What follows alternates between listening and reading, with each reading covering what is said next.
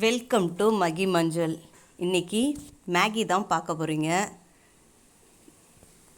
மேகியில் வர ஒரு கேக்குக்கு 200 ml தண்ணி ஊற்றணும். அதில் சொல்லிகிட்ருக்க தண்ணியை விட கொஞ்சம் அதிகமாக ஊற்றினா அப்போ கொஞ்சம் ட்ரையாக இல்லாமல் இருக்கும். அதில் சொல்லியிருக்க தண்ணியை விட கொஞ்சம் அதிகமாக ஊற்றி நல்லா கொதிக்க வைக்கணும். அதுக்கப்புறம் மசாலாவை கட் பண்ணி அதில் ஆட் பண்ணணும்.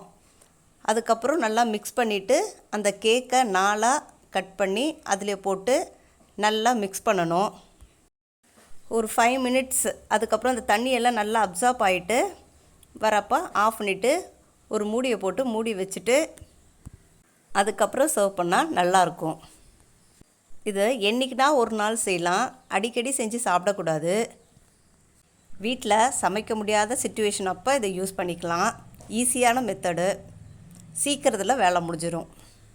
உங்களுக்கு காரம் தேவைப்பட்டால் எக்ஸ்ட்ராவாக மிளகாத்தூள் சேர்த்துக்கலாம்.